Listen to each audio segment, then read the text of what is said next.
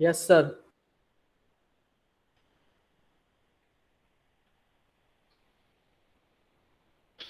Yes बेटा, 1 से लेके 5 तक किसी का प्रॉब्लम?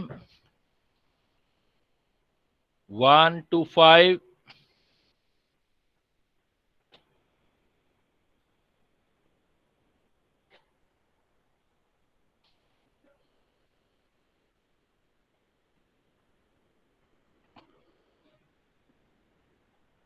सिक्स टू 10 बेटा, 6 to 10।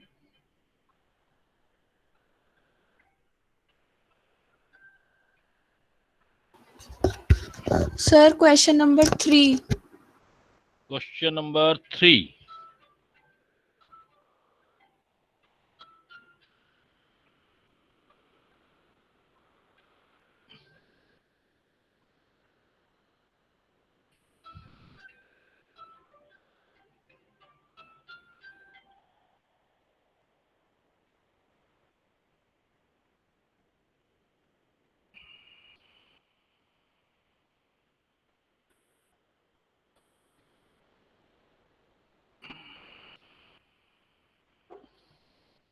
क्वेश्चन नंबर 3 देखो बेटा क्या कह रहा है। कह रहा है एक कंटेनर हैविंग वॉल्यूम V। आपके पास कोई कंटेनर है और उस कंटेनर का वॉल्यूम V है। कंटेन एन आइडियल गैस, उसके पास आइडियल गैस है अंदर और 1 atm प्रेशर पर है। It is connected to another evacuated container, एक दूसरे कंटेनर से इसको हमने अटैच किया हुआ है। हैविंग वॉल्यूम 0.5, पहले वाले का जो था वॉल्यूम V था, दूसरे वाले का जो दे रखा है उसने 0.5 लीटर दे रखा है। Through a tube having negligible volume, after some time the first container is found to have pressure 570 mm if temperature is constant. V is starting volume बेटा हमें बताना है। तो देखो कैसे करते हैं अपने इसको। हमारे पास देखो एक कंटेनर हैविंग, पहले एक वॉल्यूम V था, उसमें गैस था, इट कनेक्टेड टू अनदर, दूसरा खाली था container, heating having volume 0.5 through a tube having negligible. After some time, the first container is found to have pressure 570 mm if temperature is constant. Suppose देखो, अब हमें ये पता है कि वॉल्यूम जो है वो हमारा जो गैस है, पहले सपोज एक कंटेनर में है हमारी गैस, सारी कंटेनर, ये इतनी अमाउंट इसके अंदर भरा हुआ है। बाद में हमने इसका कंटेनर है V, तो इसका सपोज जो प्रेशर है वो आपका 1 atm है, स्टार्टिंग वाला जो भी प्रेशर है पहले ले लिया P। अब आपने क्या कर दिया, इस कंटेनर को फिर अटैच कर दिया एक और कंटेनर से और ओपन कर दिया सपोज ये, तो गैस जो होगी ओपन कंटेनर में भी चली जाएगी। अब गैस का अमाउंट इधर भी फैल गया बेटा देखो, तो गैस का अमाउंट अब दोनों जगह चला गया, अमाउंट ये दोनों जगह आ गया है। तो एन जो हो गया है अमाउंट दोनों जगह आ गया है, तो अब आप क्या कह सकते हो कि टोटल अमाउंट तो कांस्टेंट ही रहना है। तो टोटल अमाउंट कांस्टेंट रहना है और प्रेशर आपने निकालना है। तो PV is equal to NRT, PV is equal to NRT. Amount constant है, पहला एक ही जगह था, आर कांस्टेंट है और टेम्परेचर भी कांस्टेंट कह रहा है, तो पहले वाला प्रेशर और पहले वाला volume initial is equal to आप कर सकते हो final pressure and final volume. देखो पहला प्रेशर कितना बताया था उसने, कह रखा था कि पहले एक ही कंटेनर में गैस थी और 1 atm प्रेशर था बेटा, तो पहले का दे दो प्रेशर 1 atm, 1 atm में, दूसरा mm में है, तो एक काम करो इसको भी उसमें रख दो mm में। 1 atm इज इक्वल टू 760 और पहले वाला वॉल्यूम कितना होगा बेटा, V वॉल्यूम होगा पहले वाला V। अब देखो फाइनल प्रेशर कितना हो गया, बाद में उसने कितना बताया, प्रेशर कितना हो चुका है हमारा 570, 560 से 570 हो गया, और वॉल्यूम कितना हो जाएगा फाइनल। अब गैसेस देखो दोनों जगह चली गई अब तो एक का तो V लीटर था और दूसरे का कितना लीटर बताया था उसने 0.5। इसका मतलब अब कितना हो गया ये V प्लस 0.5, फाइनल वॉल्यूम आपके पास ये हो गया। यहां से हमको V कैलकुलेट कर लेना बेटा, तो बना लो 760V is equal to 570V plus इसका हाफ कर दो, 570 को 0.5 से मल्टीप्लाई कर देंगे तो डिवाइड हो जाएगा ना, 285 हो गया ये, 285। अब आ जाएगा 70, ये आ गया तो हमारे पास क्या आ रहा है जरा देखो, ये 760, v में से 570 v माइनस कर दो, ये 285 हो जाएगा। कैलकुलेशन बनाओगे, कर लोगे आगे, 760 Yes, से sir. 570 माइनस कर दोगे तो v का वैल्यूम आपके पास आ जाएगा, v कैलकुलेट हो जाएगा। और किसी का 5 तक problem? Sir second question. Second question कह रहा है a partial pressure of 3 gases A, B and C enclosed in a container are in the ratio 1:2:3। ये पार्शियल प्रेशर दे रखा है, पार्शियल प्रेशर इतना है। If the molecular weight of A, B and C are in 6:3:2, the ratio by weight that are taken in container. तो हमारे पास देखो, जो पहले हमें रेशियो दे रखा है वो पार्शियल प्रेशर का दे रखा है, और partial pressure number of mole के डायरेक्टली प्रोपोर्शनल होता है। तो we know that Dalton laws के according PV is equal to nRT होता है। तो उसमें PV is equal to nRT में you can see here the relation between the partial pressure and number of moles. तो P डायरेक्टली प्रोपोर्शनल N। जो pressure का ratio आएगा, जैसे प्रेशर का ratio suppose PA PB ratio PC ले लोगे, तो जो प्रेशर का रेशियो आएगा वही नंबर ऑफ मोल का रेशियो लिख सकते हो। तो नंबर ऑफ मोल का NA NB और NC। और नंबर ऑफ मोल्स का फार्मूला आपको आता है, क्या फार्मूला होता है? Weight WA। अच्छा, अब हमें निकालना क्या वो देख लो पहले। आपको क्या निकालना है? Ratio by weight that are taken in the container. तो हमें किसका रेशियो लेना है? वेट का। तो weight A weight B ratio weight C। Weight is equal to number of mole से निकालो क्या होता है? Number of mole is equal to होता है वेट अपॉन फार्मूला वेट।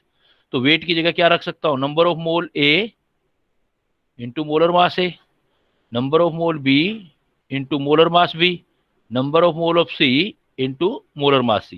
हमें वेट का रेशियो निकालना बेटा, ये ध्यान रखना आप। वेट A का रेशियो वेट B का, वेट C का, और वेट का रेशियो नंबर ऑफ मोल से निकाल सकते हैं, NA इंटू MA से, VB NB into MB NC। तो NA NB NC का रेशियो तो वही आएगा जो उसने गिवन दे रखा है। NA NB का रेशियो दे रखा है 1:2:3, और MA MB MC molecular weight का भी रेशियो दे रखा है। तो मल्टीप्लाई करते जाओ 6, मल्टीप्लाई कर दो B वाले को 3, इसको कर दो 2, रेशियो कैलकुलेट कर दो, वेट का रेशियो आ जाएगा आपके पास। क्लियर? Yes sir. हर क्वेश्चन का आपको जो इक्वेशन जो है PV is equal to nRT का यूज अच्छे से करेंगे तो हो जाएगा बेटा, मिल जाएगा हर किसी का। 5, किसी का 5 तक, किसी का। और हाँ बेटा बोलो। सर जो फर्स्ट क्वेश्चन है उसमें ऑप्शन के बिना वो हो नहीं पाएगा ना? नहीं, ऑप्शन के बगैर नहीं होगा। पहले आपको मोलर मास निकालना पड़ेगा, उस मोलर मास का यहाँ पर मोलर मास लिख देना पड़ेगा आपको। जैसे NO है तो NO का पहले लिख दो कितना आएगा थियोरेटिकली। तो Na है ना, तो जैसे N और O का लिखोगे तो 14 + 16 मतलब कितना हो गया? 30। Yes sir. तो ऐसे कर लो, पहले सभी के निकाल के लिख दो। अब फार्मूला लगा दो इधर से। नाइट्रोजन हैज सेवरल, तो P is equal to DRT upon M होता है, डेंसिटी वाला।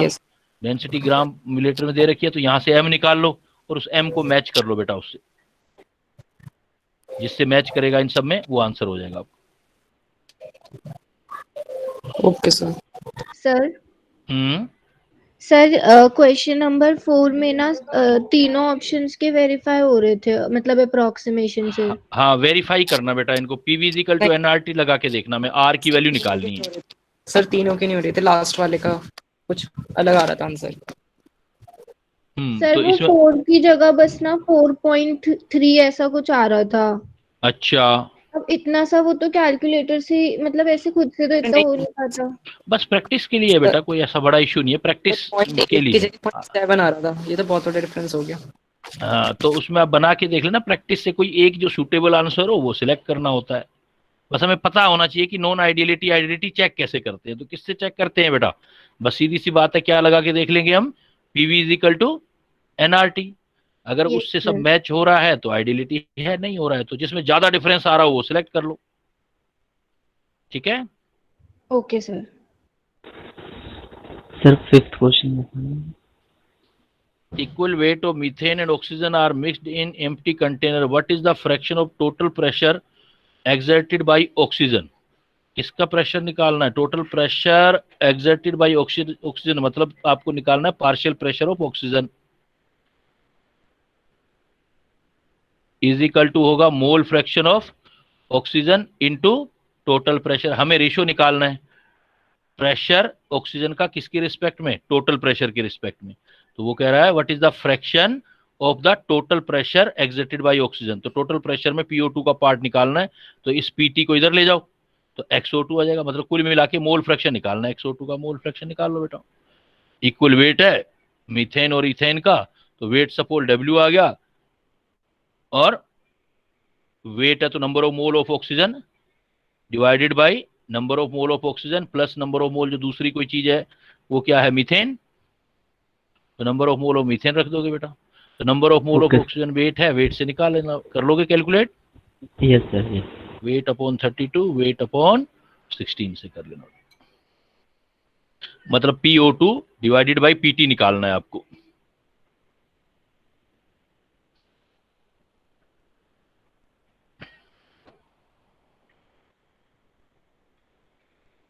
नेक्स्ट आ जाओ बेटा 6 से लेके 10 तक। Sir sixth question. When we inflate cycle tube, the volume of tube as well as pressure of inside the increase. Because आपका मास भी तो सप्लाई कर रहे हो ना, दोनों चीजें कब इंक्रीज होती हैं, PV is equal to NRT। वो कहता है PV is equal to NRT है, तो कहता है आपका क्या है कि दोनों चीजें बढ़ रही हैं, वॉल्यूम भी बढ़ रहा है और प्रेशर भी बढ़ रहा है। मतलब प्रेशर भी इंक्रीज हो रहा है, वॉल्यूम भी इंक्रीज हो रहा है। ये तभी इंक्रीज हो सकता है, दोनों इंक्रीज तब हो सकते हैं जब NRT में अमाउंट भी वेरी कर रहा हो। तो जब आप ट्यूब में एयर भरते हो तो अमाउंट भी इंक्रीज कर चेंज कर रहे हो आप, इसलिए ऐसा हो रहा है। अदरवाइज तो आप प्रेशर बढ़ाओगे तो वॉल्यूम कम होना चाहिए, रूल तो यही था ना। लेकिन उसके लिए क्या कब होता वो, ये मैंने एग्जांपल बताया भी था ना, वो कब होता है जब प्रेशर बढ़ाओगे और वॉल्यूम कम होगा। ये कब होता है, जब N कांस्टेंट हो, NRT, T और N कांस्टेंट हो। अगर N कांस्टेंट नहीं है तो दोनों चेंज हो सकते हैं। तो इसलिए क्या क्यों होगा, वो कहता है ऐसा बिकॉज एयर जो है, मास ऑफ एयर जो है वो आपका कांस्टेंट नहीं आ रहा। Okay sir.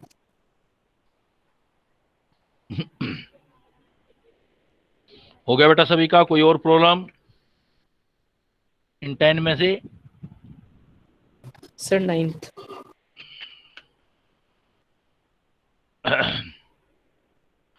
नाइन्थ कह रहा है a gas mixture consisting of 0.0 mole each of O2 and N2 gases occupy a volume of कितना millilitre at 38 centimetre of mercury pressure at a certain temperature, find the value of T। हमें temperature निकालना है, तो PV is equal to NRT होता है।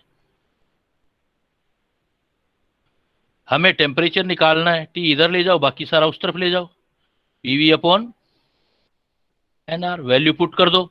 लेकिन same unit में करो आप, जैसे आप देखो नंबर ऑफ मोल्स पहले तो निकालो, नंबर ऑफ मोल्स P निकालो, P कितना दे रखा है, वॉल्यूम दे रखा है, सब कुछ दे रखा है। देखो प्रेशर जो दे रखा है 38 सेंटीमीटर ऑफ मर्करी दे रखा है।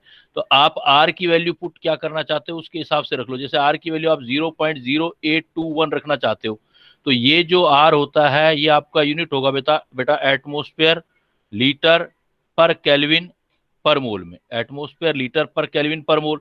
तो इसका मतलब प्रेशर आपका एटमोस्फेयर में होना चाहिए, वॉल्यूम आपका लीटर में होना चाहिए। तो बस चेंज करते जाओ।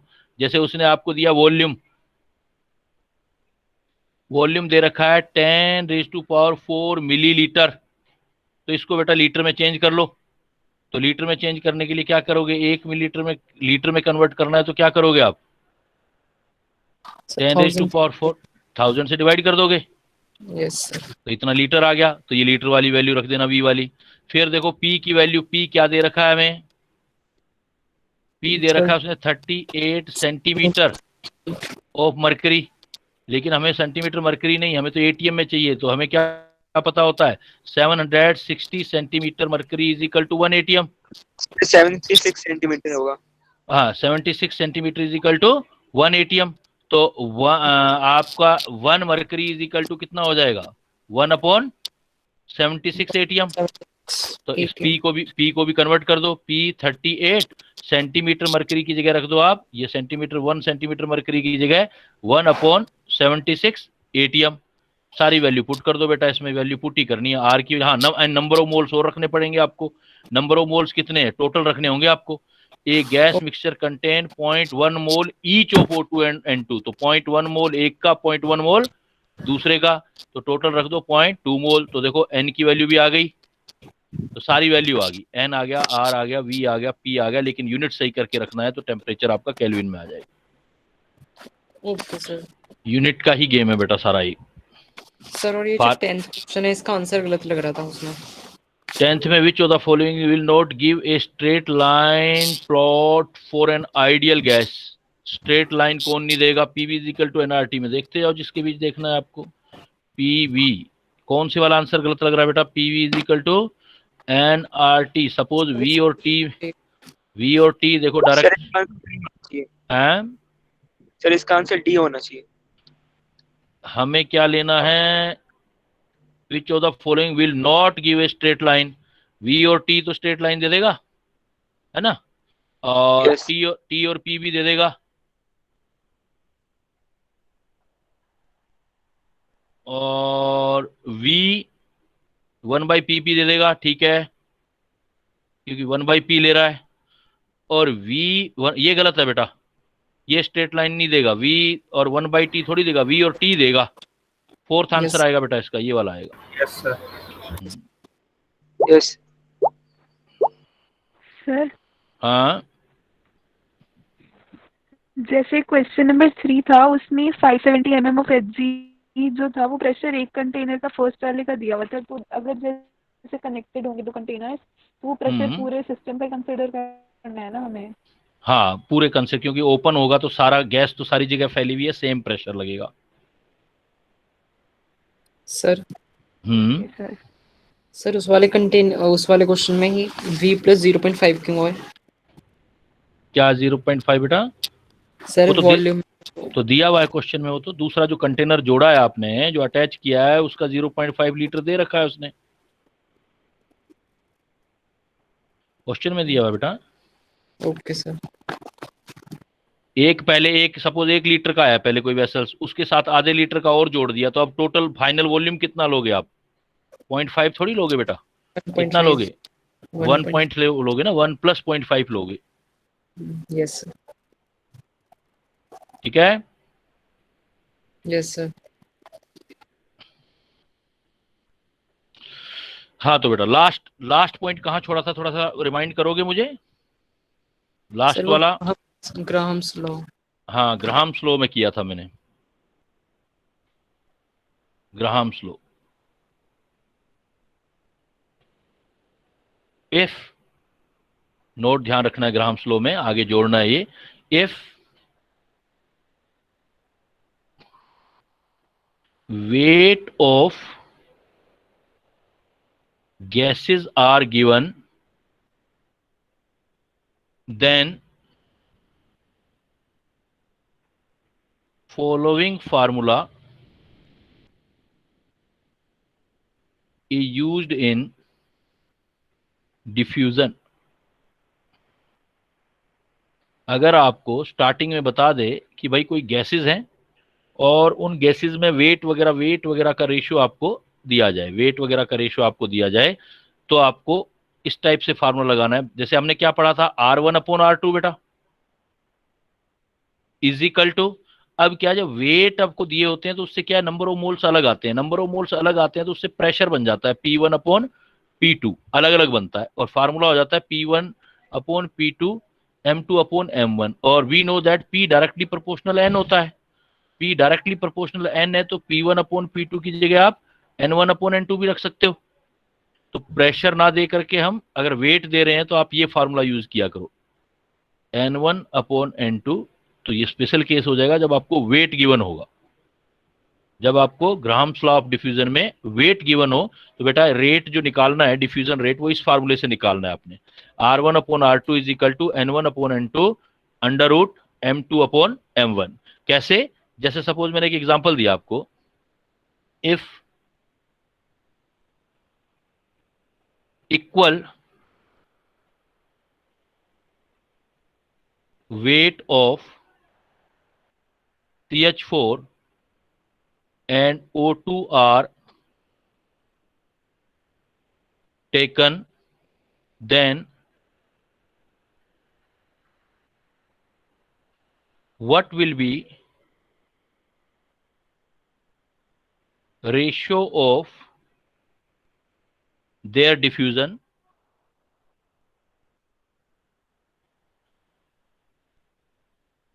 under identical condition?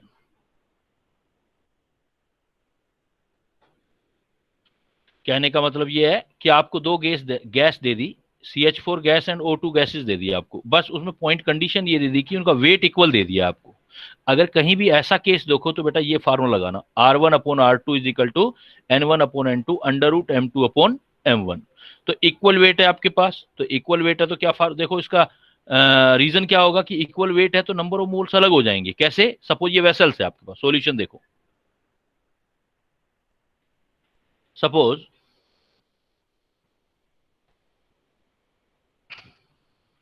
We have this solution CH4, ये कोई वेसल्स है, वेसल से गैसेस डिफ्यूज होनी है। सपोज एक गैसेस CH4 है और एक गैसेस O2 है, ये डिफ्यूज होनी है, बाहर आनी है गैसेस, सपोज एक जगह से दूसरी जगह जानी है। अब CH4 अगर आएगा तो वो कहता है दोनों का वेट इक्वल है। सपोज ये वेट हो गया W ग्राम, तो ये भी कितना हो जाएगा बेटा, ऑक्सीजन भी कितना हो जाएगा, W ग्राम। लेकिन नंबर ऑफ मोल तो अलग हो जाएंगे ना, जैसे इसको फर्स्ट नंबर बोलते हैं, तो पहले वाले के नंबर ऑफ मोल्स कितने हो जाएंगे, गिवन वेट डिवाइडेड बाय उसका मोलर मास। तो मोलर मास कितना आएगा, देखो बेटा CH4 है तो 12 और 4 16 मोल। और अगर ऑक्सीजन देखो, ऑक्सीजन के मोल निकालो इनिशियल, तो ऑक्सीजन के मोल निकालोगे तो वेट अपॉन वेट W ग्राम है, ये भी तो 32 मोल। इट मीन्स क्या हो गया कि दोनों के मोल्स अलग हो गए। अगर मोल्स अलग हो गए दोनों के, N1 N2 अलग हो गया तो प्रेशर अलग हो गया। इसलिए इस वाले फार्मूले से ये वाला फार्मूला हम ड्राइव करके लगाएंगे हम, R1/R2। अब देखो फार्मूला क्या लगेगा, R1/R2 is equal to, methane को 1 नंबर ले लेते हैं तो इसके मोल कितने आ गए, W/16 इंटू दूसरे वाले के आगे W/32 अंडर रूट M1 आप ले रहे हो 16 वाले को, 16 इंटू 32, ये कैंसिल हो गया, ये 16 भी 2 से कैंसिल हो गया, ये 2 कैंसिल हो गया। तो R1/R2 का रेशियो देखो क्या आ गया, तो R1/R2 आ गया 2/√2। अगर आपको गिवन वेट कहीं वर्ड दिया हो, वेट का रेशियो दिया हो, बस ये दिमाग में रख लेना, ये कम पूछा जाता है आपसे। जो मैंने पिछली बार बताए थे वो ज्यादा पूछे जाते थे, लेकिन हम कहीं भी कोई कसर नहीं छोड़ेंगे, किसी भी टाइप का प्रॉब्लम आए तो रुकना नहीं चाहिए। अगर आपका ये वाला केस दे दे, वेट गिवन हो, ऐसा बताया हो वेट, तो फार्मूला ये सीधा डायरेक्ट √M2/M1 ही नहीं यूज करना, उसकी वजह क्या यूज करना है बेटा, एक बार रिपीट करो, क्या फार्मूला यूज करोगे, R1/R2 is equals to N1/N2 multiply under root M2/M1। M2/M1, N1 N2 का यूज करना है आपने। अगर नंबर वेट अलग दे रखा है तो उससे क्या होते हैं, नंबर ऑफ मोल्स अलग बनते हैं, नंबर ऑफ मोल्स अलग बनते हैं तो प्रेशर अलग बनता है, इसलिए यहां पर प्रेशर कांस्टेंट नहीं रह पाता, इसलिए हमें ये फार्मूला यूज करना होता है। क्लियर? सर वेट डिफरेंट होगा तब भी यही यूज करना है? क्या डिफरेंट होगा बेटा? सर वेट गैसेस का, इसमें तो इक्वल तो वेट था ना। हाँ, जहां भी वेट गिवन हो, इसलिए मैंने ऊपर लिखा है ना, जहां भी weight of gases are given हो, चाहे इक्वल हो चाहे कैसा भी हो, वेट अगर और कोई इस रेशियो में होता, जैसे मान लो मैं कहता वेट 1/4 रेशियो होता, तो यहाँ वैल्यू रख देते ना, एक का 1 वेट हो जाता, दूसरे का 4 वेट हो जाता, यहाँ पर वेट रख देते। फिर हमें तो नंबर ऑफ मोल रखने हैं वहां पर, N1/N2 multiplied by M2/M1। Clear? चलो बेटा आगे। Yes sir. तो ये हमारे गैसेस के रिगार्डिंग कुछ बेटा लॉज हैं। लॉज के बाद देखो अब हमारा पॉइंट आता है इसमें, एक कुछ सिंपल इक्वेशंस आती हैं। जैसे अभी मैं आपसे पूछ दूं कि आइडियल गैस इक्वेशन जो आपने पढ़ी, सारे रूल को मिला दो, आइडियल गैस इक्वेशन, तो आप बोलोगे PV is equal to nRT। Ideal gas equation जब किसी भी गैस का पीवी उसके एनआरटी के इक्वल आता है। अगर वो कह दे कंबाइंड गैस इक्वेशन या कंबाइंड गैस लॉ बोल दे,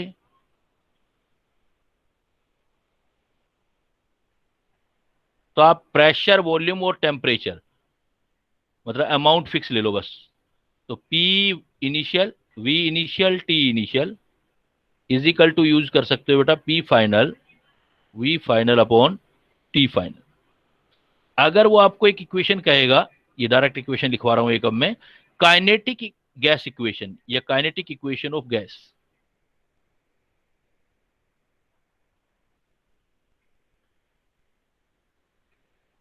काइनेटिक इक्वेशन ऑफ गैस, ये अलग चीज है बेटा।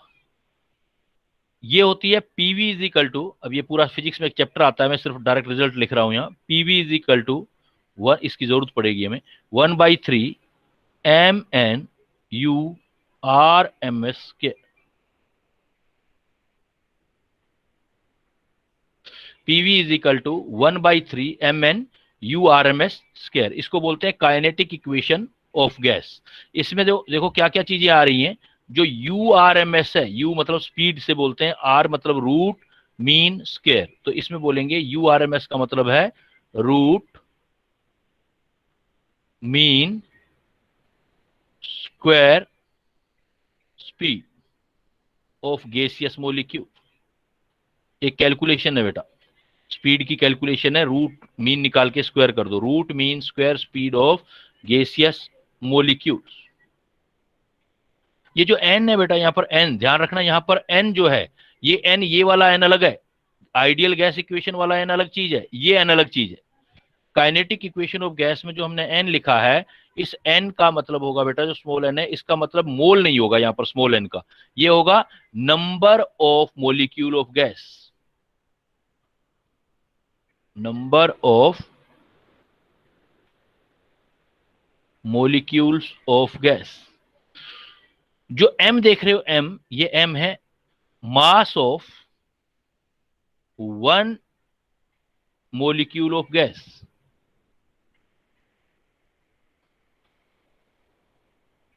Mass of one molecule of gas m। p आपका प्रेशर ही है, प्रेशर ऑफ गैस, और v आपका volume of gas. Volume of container होता है, क्यूबिकल कंटेनर, क्यूब ड्राइव जब करते हैं हम इस इक्वेशन को, लेकिन हमें क्या है कि उसकी इक्वेशन की डेरिवेशन का रिक्वायरमेंट नहीं है, आपको डायरेक्ट ध्यान रखना है। अगर वो एग्जाम में बोले काइनेटिक इक्वेशन ऑफ गैस, पढ़ोगे आप फिजिक्स में 5th-6th चैप्टर में आएगा कहीं ना कहीं, तो पीवी इज इक्वल टू, अभी तो आपने इक्वेशन याद रखनी है, PV is equal to 1/3 MN URMS का square. PV is equal to, इससे हमें क्या इसकी एप्लीकेशन करनी है, इसकी कुछ यूज करेंगे हम। PV is equal to 1/3 MN URMS square. तो PV is equal to 1/3 MN URMS square को बोलेंगे काइनेटिक इक्वेशन ऑफ गैस। इस काइनेटिक इक्वेशन ऑफ गैस का यूज क्या करेंगे, देखो हमारे क्या काम आने वाली है अभी ये। तो हम इससे क्या निकाल सकते हैं, केस फर्स्ट। सर ये रूट मीन स्क्वायर का क्या मतलब है? रूट का मतलब किसी भी स्पीड का जो वैल्यू होता है उसका रूट ले लेंगे, मीन मतलब मीन निकालेंगे, और स्क्वायर मतलब स्क्वायर करेंगे। रूट मीन स्क्वायर स्पीड हो जाएगी, कैलकुलेशन है ये। रूट मीन अभी कराऊंगा, अभी आने दो, चलता जाना जो अभी तो मैंने डायरेक्ट एक रिजल्ट शेयर किया ना आपसे। तो देखो केस फर्स्ट क्या आया, सबसे पहले हम इस काइनेटिक इक्वेशन ऑफ गैस से क्या निकाल रहे हैं, इससे हम निकालेंगे सबसे पहले average kinetic energy of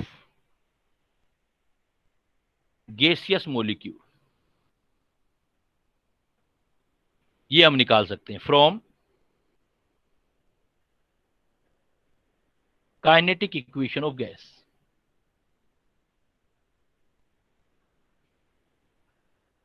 average kinetic energy of gaseous molecule from kinetic equation of gas.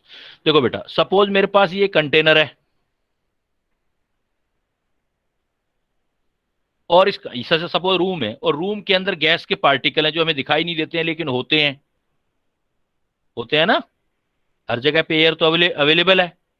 तो ये गैस के पार्टिकल रेंडमली क्या है, मूव करते रहते हैं, हर एक गैस का पार्टिकल मूव करता रहता है रेंडमली। तो वैसे एक्चुअल में तो सभी गैस के पार्टिकल की हर किसी की अपनी अपनी स्पीड्स होती हैं, किसी की कितनी स्पीड है, किसी की कितनी स्पीड्स है, लेकिन हम क्या करते हैं, इस स्पीड से इसकी एनर्जी निकालते हैं, स्पीड से रिलेटेड होगी काइनेटिक एनर्जी, और वो एवरेज निकालते हैं, हम एवरेज निकाल लेते हैं सबकी। तो वो कैसे निकालेंगे एवरेज काइनेटिक एनर्जी, वो इस इक्वेशन से निकालेंगे। कैसे? Since PV is equal to, क्या इक्वेशन पढ़ रहे हो बेटा आप, PV is equal to 1/3 mn, suppose URMS का square, average kinetic energy of gaseous molecule is equal to, हमारे पास आ गया बेटा average kinetic energy gaseous molecule from kinetic equation gas निकालने, PV is equal to mn URMS square को हम first equation ले लेते हैं। देखो फॉर 1 मोल गैस, अगर हमारे पास सपोज गैस है 1 mole, for 1 mole gas, 1 mole gas है तो नंबर ऑफ पार्टिकल n किसके बराबर हो जाएंगे, एवोगैड्रो नंबर के इक्वल हो जाएंगे, 6.02 इंटू 10⁻23 मोलिक्यूल हो जाएंगे अगर 1 मोल गैस है तो 6.02 10⁻23 का मतलब है एवोगैड्रो नंबर के इक्वल हो जाएगा नंबर ऑफ मोलिक्यूल गैस का। और जो हमारे पास n इतना आ गया, तो देखो एक पार्टिकल का मास सपोज 1 है, तो mn, इफ देखो if mass of 1 particle, 1 particle का मास कितना है बेटा हमारे पास m, तो मास ऑफ na पार्टिकल मतलब 1 मोल पार्टिकल कितना हो, लिख सकता हूं मैं बेटा इसको m इंटू na, और 1 ये na 1 मोल ही तो है, और 1 मोल पार्टिकल का मास जो होता है, यही मोल कंसेप्ट पढ़ के आए, इसी को तो आप मोलर मास बोलते हो, यही तो मोलर मास है।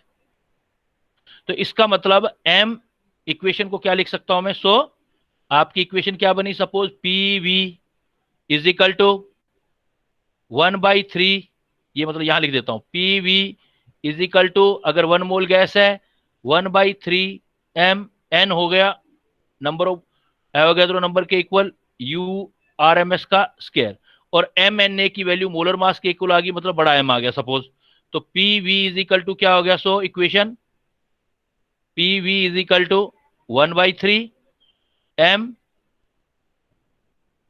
URMS का square, PV is equal to 1/3 m URMS का स्क्वायर, इक्वेशन नंबर सपोज 2। फिर देखो ये छोटे छोटे बेसिक चीजें जो है, बेसिक्स वाली चीजें हटाते जाओ। अब for 1 mole gas PV is equal to कितना आएगा, क्योंकि मोल तो 1 ले रहे हो गैस का, 1 mole gas is equal to PV, n हो गया 1 RT, तो पीवी की वैल्यू किसके बराबर आ गई बेटा RT, तो क्या लिख सकते हो RT is equal to 1/3 m URMS का स्क्वायर, इक्वेशन नंबर सपोज आपने 3rd बोल दिया। अब देखो अब आप क्या कर सकते हो, आपको पता होगा सिंस काइनेटिक एनर्जी किसके इक्वल होती है बेटा, हाफ mv स्क्वायर, mv को u ले रहे हो, बस स्पीड को यहां पर v को u ले रहे हो, तो आप इसको हाफ mu स्क्वायर कर दो RMS वाला, तो इसका मतलब mu स्क्वायर की वैल्यू कितनी आ जाएगी, 2 kinetic energy is equal to 1 mole के ले रहे हैं ना हाफ m, तो हाफ mu स्क्वायर 1 मोल के लिए चल रहा है हमारा, तो 2 kinetic energy is equal to mu का square RMS। So equation 3rd क्या बन जाएगा, देखो equation 3rd RT is equal to 1/3 mu square की वैल्यू कितनी रख दूं मैं, ये वाली 2 काइनेटिक एनर्जी, 2 काइनेटिक एनर्जी है, हमें तो काइनेटिक एनर्जी निकालनी है ना पर मोल, इसका मतलब ये काइनेटिक एनर्जी जो आपकी पर मोल आ गई है, काइनेटिक एनर्जी जो पर मोल आई थी, तो काइनेटिक एनर्जी पर मोल कितना आ गया मेरे पास, देखो काइनेटिक एनर्जी पर मोल 3RT/2, काइनेटिक एनर्जी पर मोल आ गया आपका 3/2 RT। तो किसी भी कोई सी भी गैस हो उसकी काइनेटिक एनर्जी पर मोल जो होती है, मतलब पर मोल का मतलब एवरेज हो जाती है, तो पर मोल जो होती है वो फिक्स होती है बेटा, देखो 3/2 RT टेम्परेचर पर डिपेंड करेगी सिर्फ।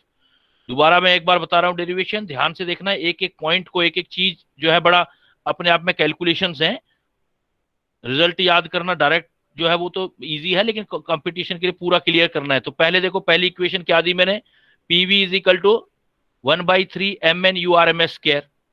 फॉर 1 मोल गैस, मैंने कहा कि गैस 1 मोल लेनी है तो n जो है वो कितना हो जाएगा, 6.02 10⁻23, मतलब एवोगैड्रो नंबर हो जाएगा। तो मैं n की जगह क्या लिख सकता हूं, इस n की जगह Na लिख सकता हूं 1 मोल के लिए। अगर मेरे पास 1 मोल गैस है तो मैंने इक्वेशन लिख दिया फिर, PV is equal to 1/3 MnURMS। Na क्या होगा, 1 मोल गैस का वेट होगा। 1 मोल गैस का वेट ही तो मोलर मास होता है, मोलर वेट होता है, तो उसको हम m लिख सकते हैं। तो मैंने Na हटा करके पर मोल गैस के लिए लिख दिया फिर PV is equal to 1/3 MURMS²।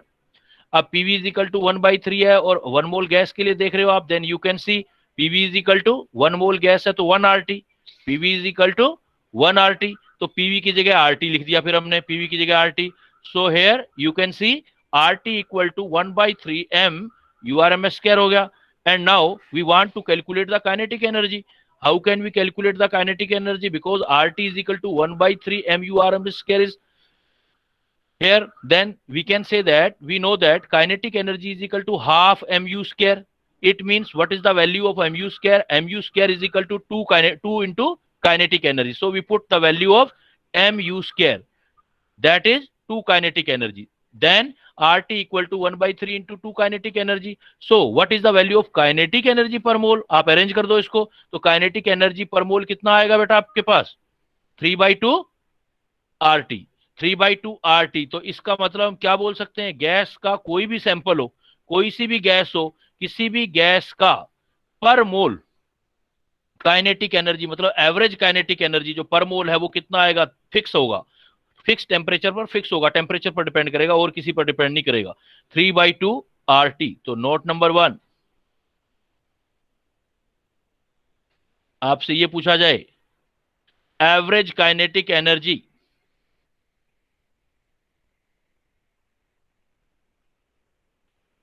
Gas कोई भी हो, कोई फर्क नहीं पड़ता, एवरेज काइनेटिक एनर्जी मतलब काइनेटिक एनर्जी पर मोल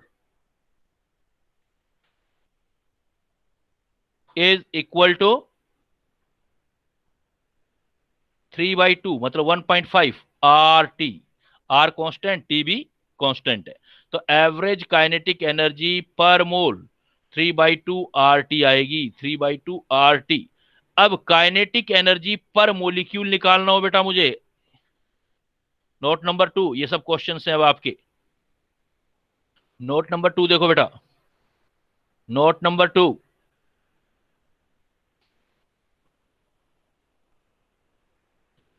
काइनेटिक एनर्जी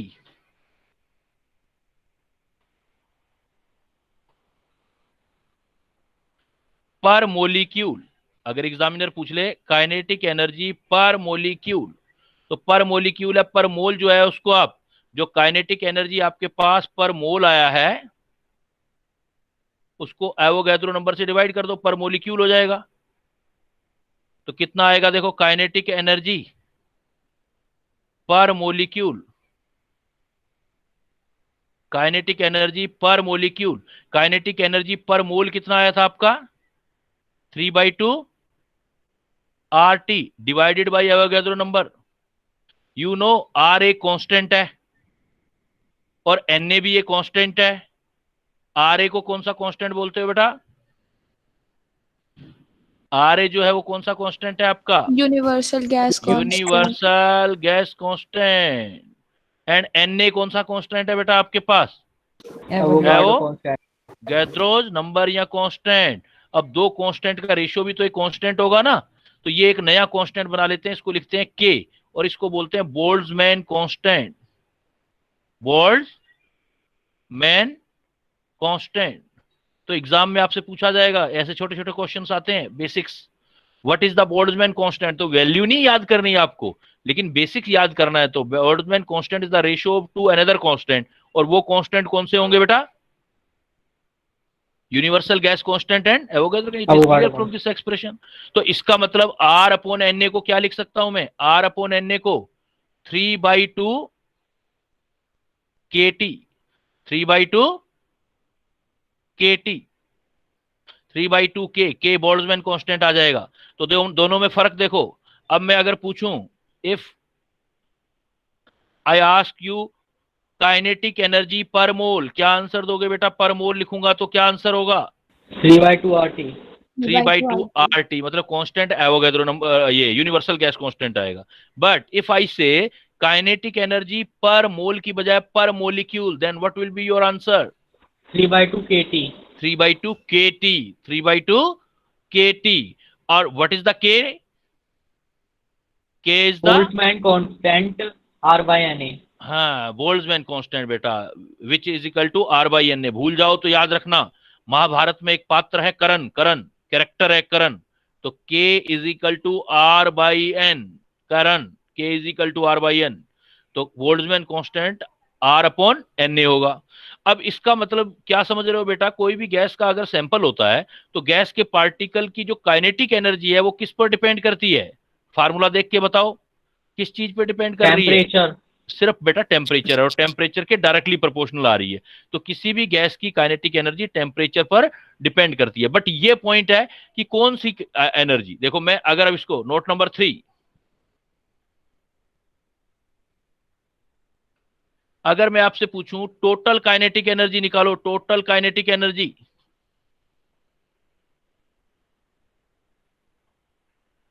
मतलब काइनेटिक एनर्जी टोटल, तो total kinetic energy per mole की कितनी आई थी?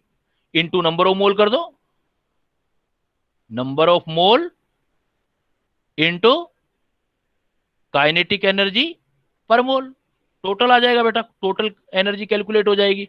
तो टोटल काइनेटिक एनर्जी देखो क्या आएगा,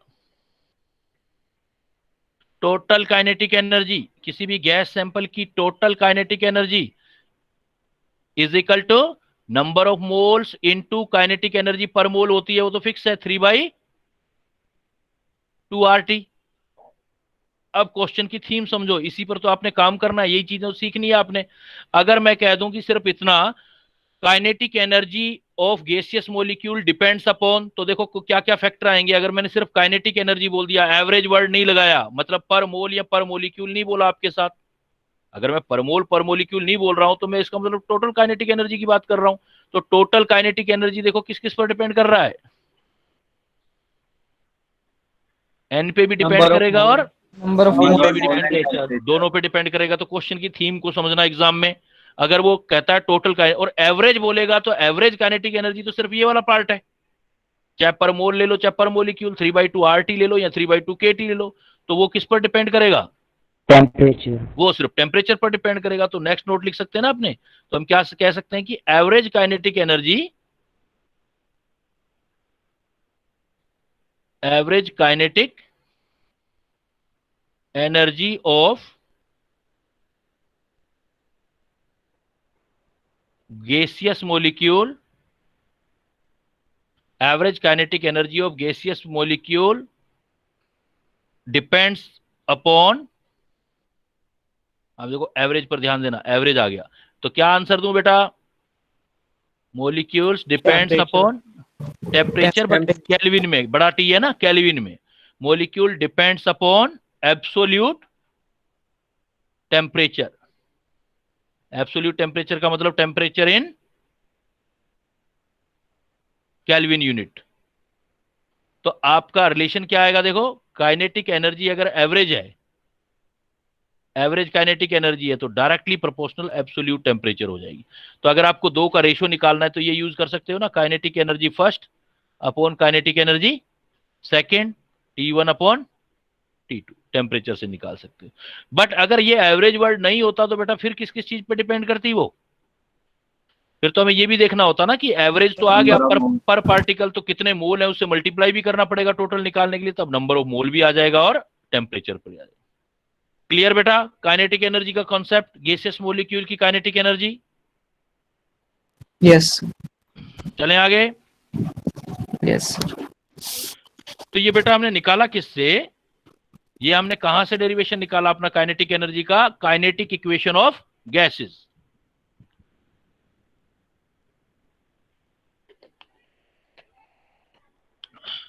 काइनेटिक इक्वेशन ऑफ गैसेस। इससे फिर देखो आप क्या निकाल सकते हो,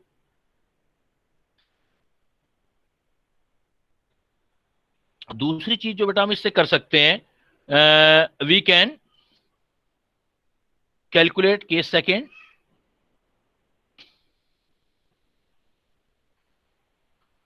कैलकुलेशन ऑफ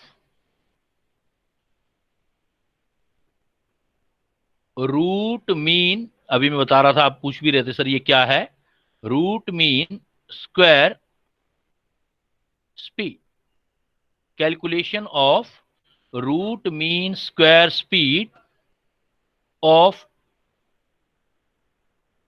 गैसियस मॉलिक्यूल।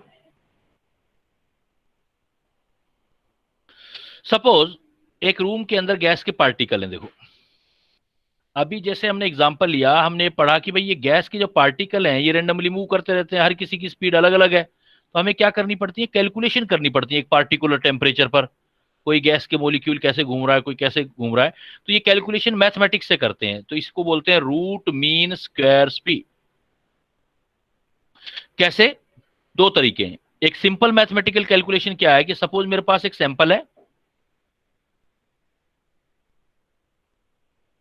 इस सैंपल में ये सपोज एक पार्टिकल की स्पीड है u1,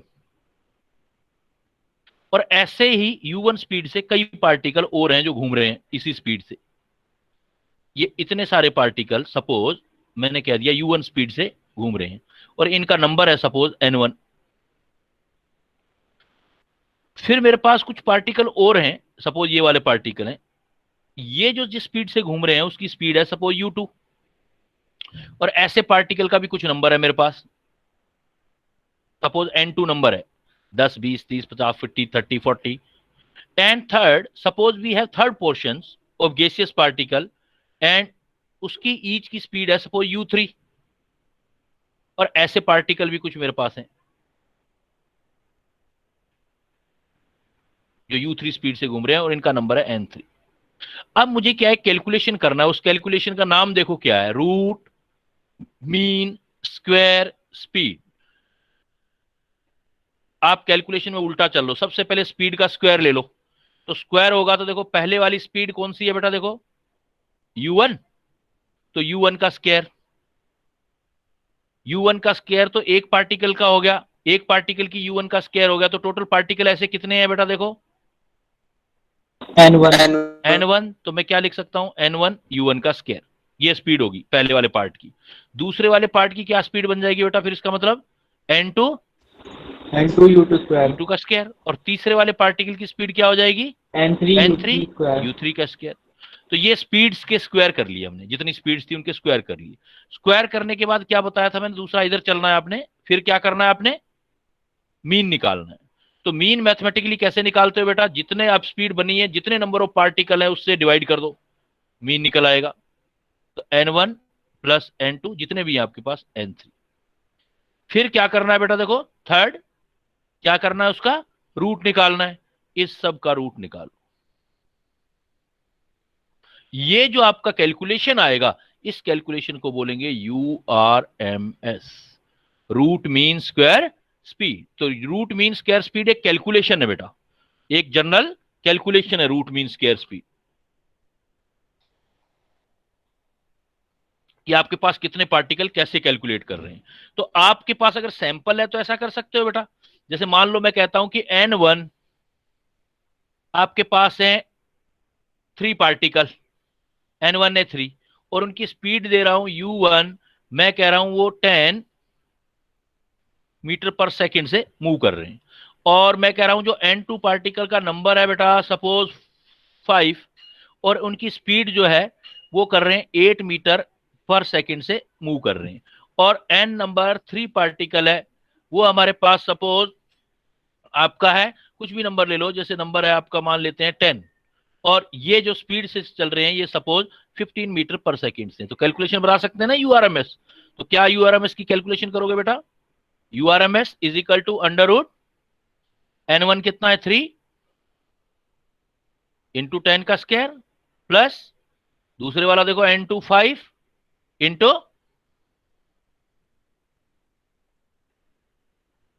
कैलकुलेशन करते जाओगे आप, तो U2 कितना दे रखा था 8। तीसरा देखो फिर N3 10, 15 का स्क्वायर डिवाइडेड बाई फिर जितने नंबर पार्टिकल हैं आपके पास 3 + 5 + 10। तो यहां से आप URMS कैलकुलेट कर सकते हो। क्लियर बेटा, किसी को कोई डाउट?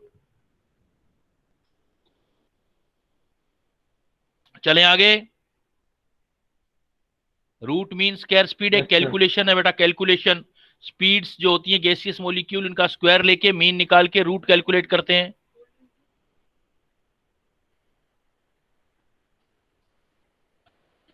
वैसे आप इसको किससे निकाल सकते हो? सर फार्मूला, हाँ बोलो। सर इसे कैलकुलेट करने से मिलता क्या है? इससे हमें यह पता लगता है कि कहीं भी जो गैस के पार्टिकल है ना, वो गैस के पार्टिकल सेम स्पीड से नहीं चलते, उसको प्रैक्टिकल पर स्टडी की जाती है हमारी, तो उनकी स्पीड से जो है हमें कैलकुलेशंस की जाती हैं। तो हमें ये पता लगता है कि भाई कौन सी गैस को जो है किस पार्टिकल किस टेम्परेचर पर रखें तो उनके पार्टिकल की स्पीड क्या आएगी, तो ये आइडिया लगते हैं। तो जैसे अब आपके पास क्या है कि जैसे मान लो कैलकुलेशन एक तो ये हो गया, तो मैथमेटिकल कैलकुलेशन हो गया। डायरेक्ट आपको एक सैंपल दे दिया जाए और 1 मोल गैस का direct route mean square speed निकाला जाए तो आप इक्वेशन से निकाल सकते हैं। तो आप root mean square speed URMS from kinetic equation of gas, उससे भी निकाल सकते हो आप। देखो काइनेटिक इक्वेशन गैस कैसे निकाल सकते हो? अभी क्या इक्वेशन पढ़ा था आपने फॉर 1 मोल? वैसे तो इक्वेशन पढ़ा था PV = 1/3 mn URMS का स्क्वायर। और 1 मोल गैस के लिए क्या बनाया था इस इक्वेशन को आपने for 1 mole? 3/2 RT। PV = 1/3 MURMS square बनाया था बेटा। mn को, पर 1 मोल गैस है तो उसमें हम mn को m × एवोगैड्रो नंबर लिख सकते हैं और m Na हो जाएगा तो ये मोलर मास हो जाएगा। तो इसका मतलब तब आपका इक्वेशन क्या बन जाएगा? PV = 1/3 m URMS का स्क्वायर। और PV = 1 मोल गैस है तो 1 RT भी होता है, तो PV की जगह RT भी लिख सकते हो बेटा आप। PV = 1/3 MURMS स्क्वायर की जगह RT भी लिख सकते हो, तो RT = 1/3 M URMS का स्क्वायर। तो आपको तो URMS निकालना है ना, तो URMS स्क्वायर = क्या आ जाएगा? देखो 3RT/M। तो URMS स्क्वायर 3RT/M। तो URMS की वैल्यू भी निकाल सकते हो आप, मतलब रूट मीन स्क्वायर स्पीड का वैल्यू कैलकुलेट कर सकते हो आप।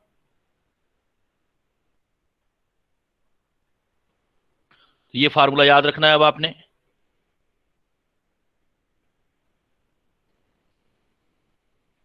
URMS = क्या याद रखोगे? अब आप पढ़ लोगे, पहले बना सीख लोगे, बाद में डायरेक्ट ये फार्मूला ध्यान रखना है। URMS = तो जो मोलिकुलर स्पीड है वो भी बेटा देखो किस पर डिपेंड कर रही है? पार्टिकुलर गैस के लिए सिर्फ टेम्परेचर पर ही तो डिपेंड कर रही है, क्योंकि m तो मोलर मास है और T जो है आपका टेम्परेचर है। तो URMS भी जो है आपका वो टेम्परेचर पर डिपेंड कर रही है। तो URMS 3RT/M, बट न्यूमेरिकल करते टाइम ध्यान रखना है वही पॉइंट, फॉर कैलकुलेशन यूनिट आपको मस्ट दिमाग में रखने। तो मान लो आपको URMS SI यूनिट में निकालना है।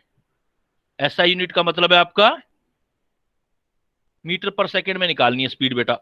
तो क्या करोगे आप? कौन कौन सी वैल्यू किस किस में पुट करोगे? देखो 3RT/M, तो T किस में रखना है आपने? केल्विन में।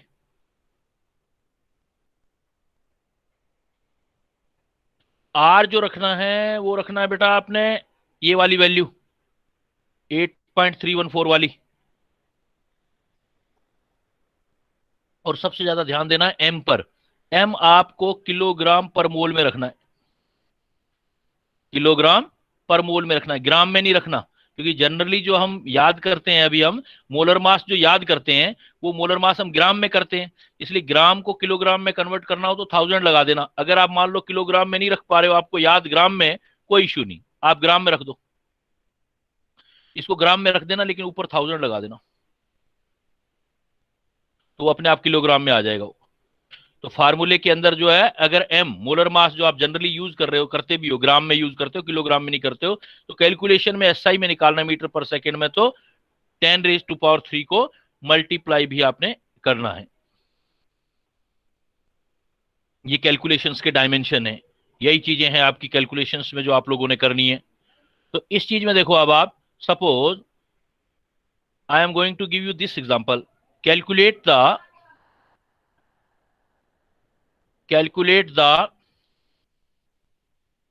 URMS, calculate the URMS of O2 molecule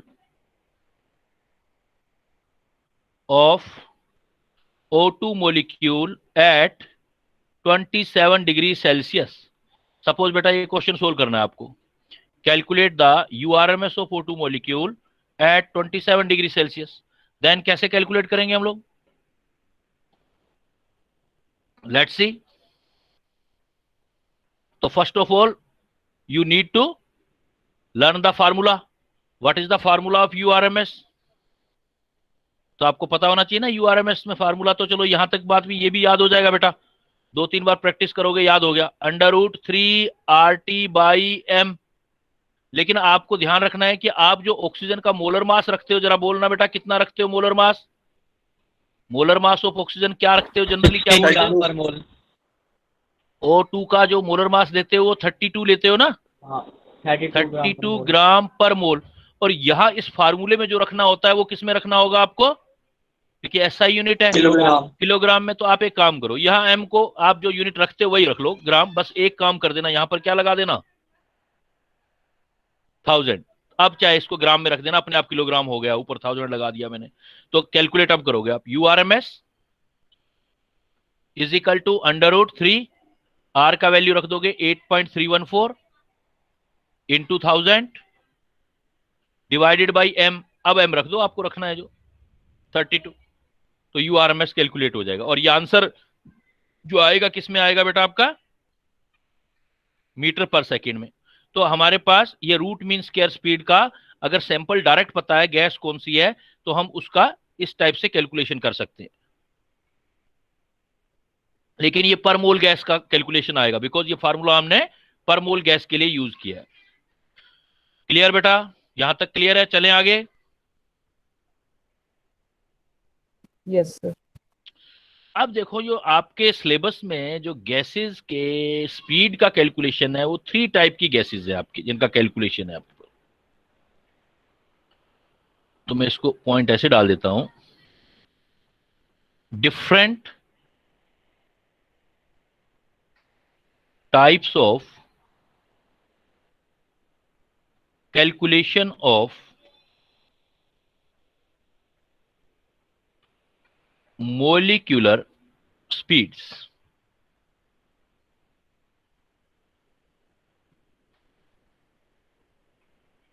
different type of calculation of molecular speed. ये हम 3 टाइप की कैलकुलेशन करते हैं बेटा। फर्स्ट, जैसे अभी आपने पढ़ा, डायरेक्ट फार्मूले करेंगे, डेरिवेशन नहीं है हमारा, फिर वही वो KTG में आ जाएगा, हमारा फिजिक्स में आएगा। फर्स्ट, जैसे अभी मैंने बताया आपको, root mean square speed, root mean square speed, इसको लिखेंगे हम URMS से। और पर मोल अभी निकाला भी आपने, कितना फार्मूला बताया मैंने, देखो क्या निकाला बेटा, URMS किसके इक्वल आया था, √3RT/m। ये रूट मीन स्क्वायर कैलकुलेशन। एक कैलकुलेशन हम करते हैं एवरेज स्पीड।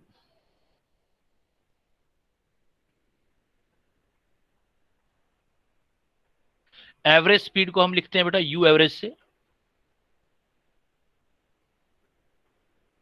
इसकी वैल्यू जो आएगी कैलकुलेट आपने जो करनी है वो इस फार्मूले से करनी है, √3RT की जगह √8RT/πm। कितना होगा, जरा रिपीट करो एक बार, एवरेज स्पीड कितना आएगा, √8RT, बट डिवाइड में ध्यान रखना पाई भी आएगा, πm। एक थर्ड टाइप की कैलकुलेशन करनी होगी हमें स्पीड की, that is most probable speed. Most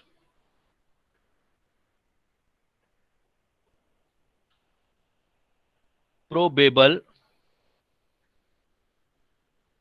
speed, most probable speed को हम लिखते हैं यूएमपीएस। इसका फार्मूला याद करना है, ये आएगा बेटा अंडर रूट 2RT/m। तो एक ही गैस के जो गैसियस पार्टिकल होता है, सैंपल होता है, उसकी स्पीड की कैलकुलेशन है बेटा अलग अलग। अगर मैं सेम सैंपल लूं तो देखो बेटा, इन तीनों सैंपल में तीनों कैलकुलेशन करूं तो सबसे ज्यादा वैल्यू कौन सी आएगी, जरा सोचो। यूआरएमएस आएगी, यू एवरेज आएगी, या यूएमपीएस आएगी? सर यूआरएमएस। यूआरएमएस, क्योंकि वो कितनी वैल्यू है देखो, बिकॉज टेम्परेचर Root सबका 3 सेम रखें हम, गैस सेम रखेंगे, तो √3 है। और दूसरे नंबर पे कौन सी आएगी? Sir you average. ना ना बेटा, मोस्ट प्रोबेबल तो अंडर रूट 2 है, और यू एवरेज देखो कितनी है, अंडर रूट 8/पाई की वैल्यू 3.14 होती है, तो 2 से ऊपर आ जाएगी। तो इसका मतलब एवरेज जो है वो एक्चुअल में इन दोनों के बीच में ही आएगी, एवरेज मिडल ही है, मीन ही आएगा। तो तीनों का रेशो पूछा जाता है बेटा, तो तीनों का रेशो निकालेंगे हम। तो हमेशा हम देखेंगे कि अगर हम कैलकुलेशन करेंगे तो for same gas sample, same gas at same temperature,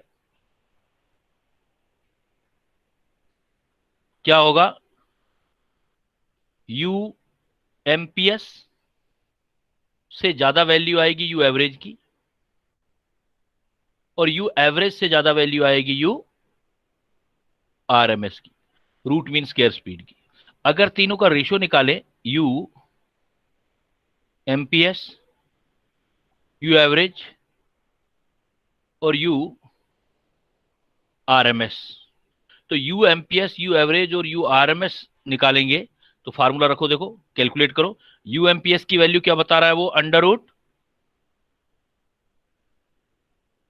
2RT/m। U average की वैल्यू देखो क्या दिखा रहा है हमें, 8RT/m, और u RMS root mean square speed की वैल्यू जो दिखा रहा है वो दिखा रहा है बेटा हमें 3RT/m।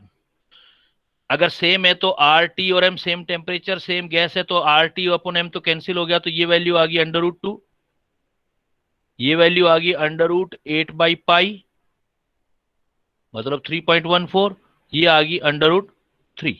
हम एक काम करते हैं, हम इस सारी वैल्यू को अंडर रूट 2 से डिवाइड कर देते हैं, छोटी वैल्यू से सबको डिवाइड कर देते हैं।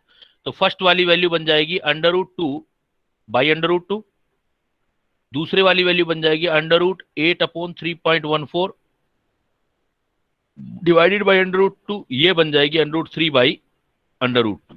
इस वैल्यू को सोल्व करोगे तो ये आएगा 1, ये 1 पॉइंट, ये हो जाएगा 1 पॉइंट, इसको आप 1.128 कर दो, और ये हो जाएगा 1.224। अप्रोक्सीमेट कैलकुलेशन करोगे तो कुछ ऐसा कैलकुलेशन आएगा इन तीनों में। तो देखो इसमें याद भी कर सकते हो, देखो 1.11 तो सब में आ रहा है, इसमें 1 पॉइंट के आगे देखो 128 आ रहा है, फिर बढ़ गया है तो इस फर्स्ट वाले डिजिट का डबल कर दिया है 2, और लास्ट वाला डिजिट जो है वो आधा कर दिया, इसको डबल कर दिया तो ये 4 हो गया। तो वो याद करने का तरीका, या फिर कैलकुलेशन कर लो। तो जो इनका रेशियो आएगा वो ये आएगा 1 यूएमपीएस, अगर x है तो ये 1x है, तो ये 1x 1.128x आएगा, ये 1.224 आरएमएस आएगा। तो ये एक इंपॉर्टेंट रिलेशन है जो हर सेकेंड या थर्ड ईयर के बाद 2-2 3-3 सालों के गैप में अक्सर पूछते रहते हैं ये।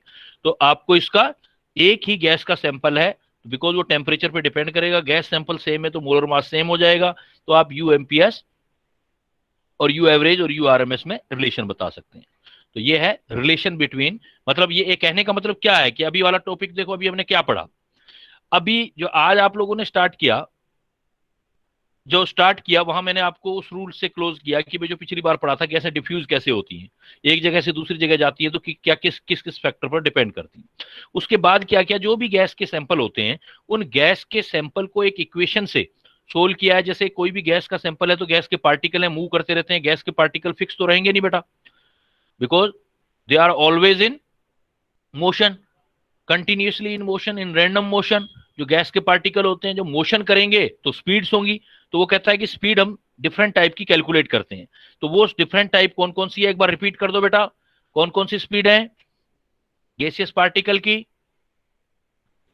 UMPS, U average, URTS. Speed.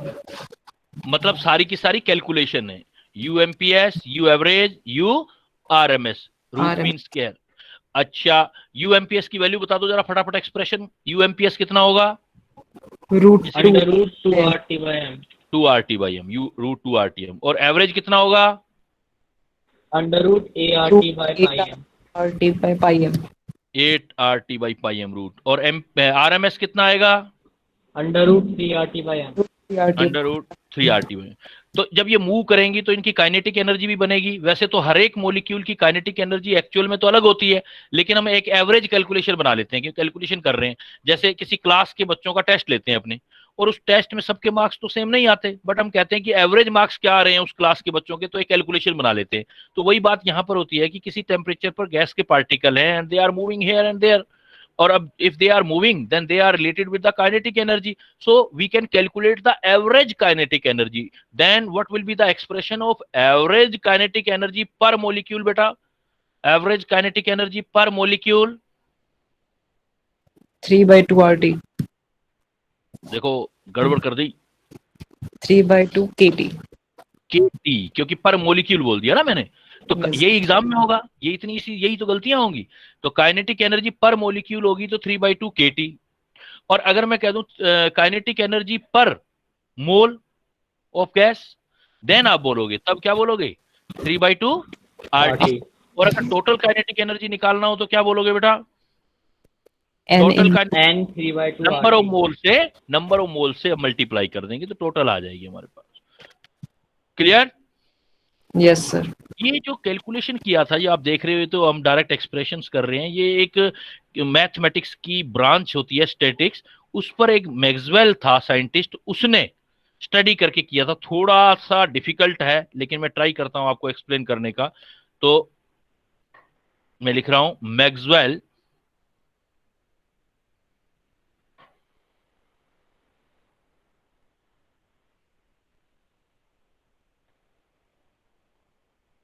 distribution curve for molecular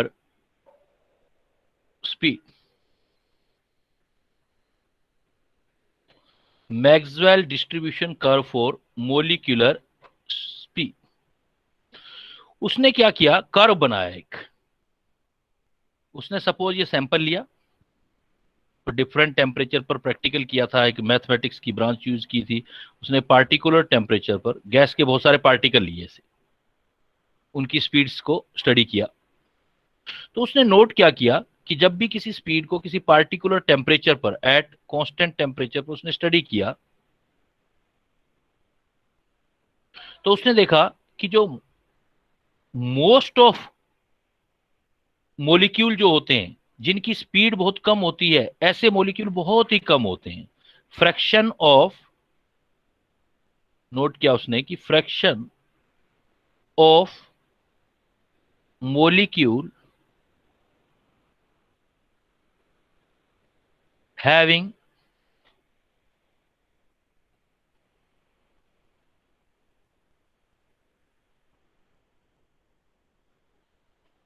fraction of molecule having very low speed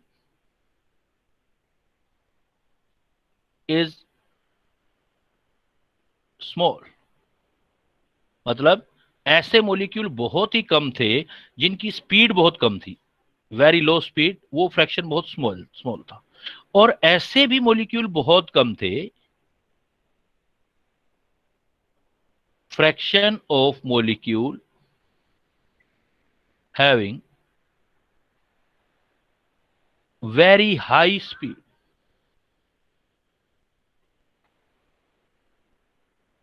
ऐसे मॉलिक्यूल भी बहुत कम थे जिनकी स्पीड बहुत ज्यादा हाई थी। ज्यादातर क्या था, मॉलिक्यूल की स्पीड जो थी वो एक रेंज के अंदर थी। Most of molecule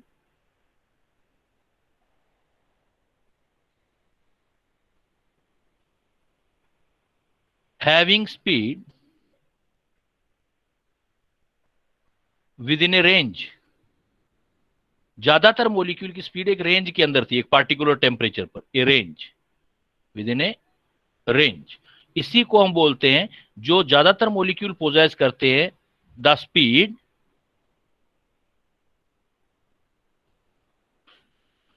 possessed by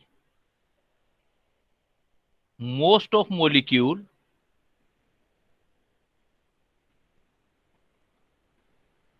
is known as most probable speed।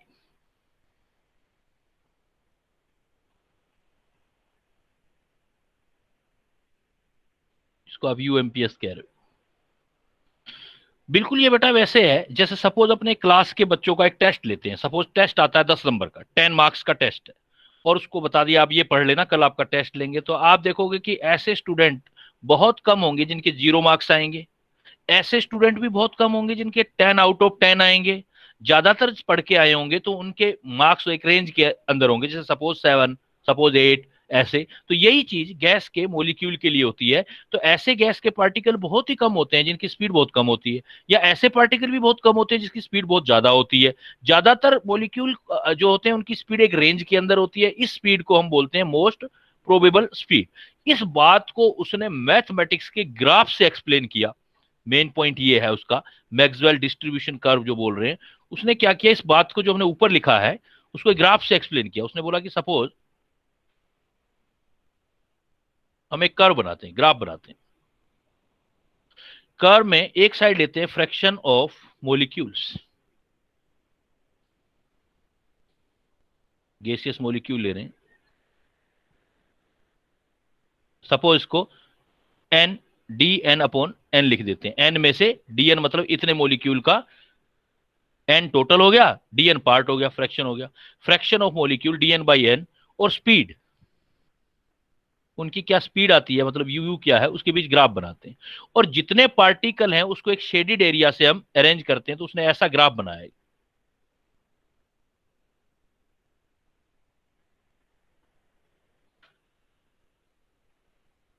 ये ग्राफ है। इस ग्राफ के अंडर कर्व जो है, ये सपोज गैस के पार्टिकल है, जो मैं टिक टिक डॉट डॉट शो कर रहा हूं, ये गैस के पार्टिकल है। तो यहां देखो बहुत कम पार्टिकल दिखा रहा हूं जिनकी स्पीड बहुत कम, 0 है। और यहां ऐसे चलते जाओगे तो स्पीड बढ़ती जाएगी, स्पीड बढ़ती जाएगी, बढ़ती जाएगी, बढ़ती जाएगी। यहां जो है वो स्पीड हाई है लास्ट में। तो यहां भी देखो मैं बहुत कम पार्टिकल दिखा रहा हूं। ज्यादातर पार्टिकल में देखो यहां दिखा रहा हूं मिडल में। ये जो शेडेड एरिया है, ये कर्व्ड एरिया है। ये curved area total number of particle दिखा रहा है, कितने गैस के पार्टिकल हैं। ये कर्व्ड एरिया जो आपका है। तो अब ये क्या है कि ये ज्यादातर जो रेंज के अंदर सपोज आपके पार्टिकल आ रहे हैं, इनकी स्पीड इसी रेंज में होगी। सपोज यहां पर ज्यादा दिख रहे हैं, सबसे ज्यादा पार्टिकल। तो न्यूमेरिकली हम क्या करते हैं, ये जो ग्राफ बनाते हैं, तो यूएमपीएस की numerical value, numerical value of UMPS मतलब most probable speed is taken correspond to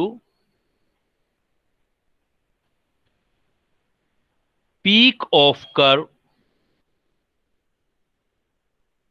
तो देखो पीक ऑफ कर्व कहां आ रहा है, जहां आपको पीक दिखाई दे रहा है। जैसे सपोज यहां पीक दिखाई दे रहा है आपको, ये पीक दिखाई दे रहा है कर्व का, इस पीक में दिखाई दे रहा है। तो ये फ्रैक्शन ऑफ मॉलिक्यूल है यहां पर, और ये पीक है कर्व का। यहां अगर आपको ग्राफ पढ़ना आता हो तो स्पीड देखना है तो नीचे वाली लाइन में चले जाएंगे आप। तो ये जो यहां पॉइंट आएगा ये स्पीड दिखाएगा, ये वाली लाइन स्पीड दिखा रही है, इसको हम बोलेंगे यूएमपीएस। यूएमपीएस जो ग्राफ का कर्व का पीक आएगा उसके कोरस्पोंडिंग जो वैल्यू आएगी स्पीड की, वो यूएमपीएस है। तो एक ग्राफ में अगर आपको यूएमपीएस ऐसे दिखाना है तो आप ऐसे दिखाएंगे। तो देखो यहां तक बताओ, ये जो ग्राफ है, ये शेडेड एरिया जो है, ये आपको बता रहा है नंबर ऑफ पार्टिकल। तो नंबर ऑफ पार्टिकल की यूएमपीएस, जो आपकी हाइट दिखाई दे रही है उसके कोरस्पॉन्डिंग जो स्पीड आ रहा है, उसको हम बोल रहे हैं यूएमपीएस। यहां तक क्लियर है? तो मैं चलूं आगे, क्योंकि बड़ा इंपॉर्टेंट पॉइंट है ये। वन बाय वन क्लियर करते जाओगे, मुश्किल नहीं है, लेकिन थोड़ा सा graph. Fraction of molecule of gas समझ में नहीं आया। बेटा जैसे मान लो आपके पास 10 मोलिक्यूल हैं, 10 मोलिक्यूल में 2 मोलिक्यूल की स्पीड मैं कह दूं ये है, तो यहां पर ये मोलिक्यूल आ गए, ये देखो ये कुछ मोलिक्यूल हैं, तो ये फ्रैक्शन ही तो हुआ मोलिक्यूल का, इसकी स्पीड इतनी हो गई। मैं कह दूंगा 10 में से 5 की स्पीड ये है, तो ये सपोज ये 5 आगे पार्टिकल, इनकी स्पीड ये आ रही है। वही तो कह रहा हूँ, ग्राफ पढ़ना आना चाहिए, ये ग्राफ पढ़ना, ग्राफ मैथमेटिक्स सर में ऐसे सोचना है आपने। हाँ। सर जो गैसेस हैं उनके मॉलिक्यूल्स की स्पीड अलग अलग कैसे हो सकती है? क्योंकि वो तो टेम्परेचर पे काइनेटिक एनर्जी डिपेंड करती है। वो तो एवरेज निकाला है ना, हर किसी का एवरेज है, तो किसी पर फ्रैक्शन कम लग रहा होगा। जो देखो किसी बॉक्स में रखोगे या किसी जगह पे रखोगे, जो दीवार के साथ गैस के पार्टिकल होंगे तो टक्कर होगी तो उनकी स्पीड कम होगी, जो बीच में होंगे मिडल में होंगे उनकी स्पीड ज्यादा होगी। तो हर किसी का अलग अलग होगा ना। सर वो जो काइनेटिक एनर्जी पर वो तो कैलकुलेट की है आपने। मैंने क्या बोला कि आपका अगर मार्क्स आते हैं तो हर एक बच्चे के सेम मार्क्स थोड़ी आते हैं, लेकिन आप कैलकुलेट नहीं करते हो कि एवरेज कितने मार्क्स आ रहे हैं, तो एक कैलकुलेशन करके निकालते हो ना, एवरेज इतना आ रहा है बच्चों का मैथमेटिक्स में। पर मॉलिक्यूल वाला है वो भी एवरेज ही है। तो एवरेज ही तो पढ़ा बेटा हमने, उसको एवरेज काइनेटिक एनर्जी तो बोला है, पर मोल या पर मोलिक्यूल एवरेज ही तो है। Okay sir. तो ये कैलकुलेशंस कर रहे हैं सारी हम स्पीड्स की। क्लियर? तो क्लियर है बेटा, चलूं आगे यहाँ से। सेम ही है, क्या? एवरेज स्पीड और एवरेज काइनेटिक एनर्जी वो थी पर मोल। बेटा एवरेज स्पीड तो अलग बात होगी, एवरेज काइनेटिक एनर्जी अलग बात होगी। एवरेज स्पीड का फार्मूला भी पढ़ा आपने, एवरेज स्पीड हो गया, स्पीड जब कोई चीज चलती है हाँ तो उससे काइनेटिक एनर्जी बनेगी ना। एनर्जी एनर्जी है, स्पीड स्पीड है। जो हमने 3 चीजों के मतलब रेशियो लिए थे, तो उसमें एक एवरेज भी था और एक रूट मीन स्क्वायर भी था। हाँ था बेटा। दोनों में क्या डिफरेंस है? कैलकुलेशन डिफरेंस है बेटा। मैं कहता हूं आपके नंबर का स्क्वायर ले लो, और दूसरे में बच्चे को कह रहा हूं कि दूसरे बच्चे के जो नंबर है उनका एवरेज निकाल लो, तो दोनों कैलकुलेशन अलग अलग नहीं है। Yes sir. मैथ से सोचो ना, मैथ से कि आप क्या कह रहे हो, रूट मीन स्क्वायर स्पीड, मतलब जो आपके पास स्पीड अवेलेबल है डिफरेंट पार्टिकल की, उनका स्पीड का आप स्क्वायर करके मीन करके रूट निकाल रहे हो। एक चीज तो ये होगी। यस और सर। एक सिर्फ दूसरे क्या में निकाल रहे डायरेक्ट हो, मीन निकालना है। डायरेक्ट मीन निकाल रहे हैं बेटा, अलग अलग कैलकुलेशन है ना।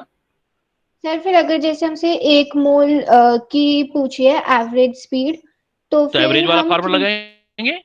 एवरेज फिर स्पीड हम पूछी है average तो वो लगाएंगे। लगाएंगे ना, 8 √8 RT बाई पाई हम लगाएंगे फिर। Okay sir. क्लियर? अब देखो यस बेटा, सर। अब क्वेश्चनिंग कैसे आएगी इसकी। सपोज सर हाँ बोलो। सर हाँ बोलो। सर वो जो 3 फॉर्मूले थे वहां से हमें 1 मोल की स्पीड मिल रही थी मतलब। हाँ पर मोल गैस की स्पीड मिल रही थी, अलग अलग टाइप की स्पीड। Okay sir. ठीक है, मतलब उस पर नोमेरिकल आएंगे आपके, क्योंकि कैलकुलेशन है ना, तो कैलकुलेशन है तो नोमेरिकल बनाओगे। जैसा मैंने वो बोला था अभी आपको, ऑक्सीजन की स्पीड नहीं निकाली थी अभी हमने, तो भाई 27 डिग्री सेल्सियस पर इस तरह की प्रॉब्लम आएंगी उस पर। अब देखो बेटा, सपोज मैं आपको ये क्वेश्चन देता हूं,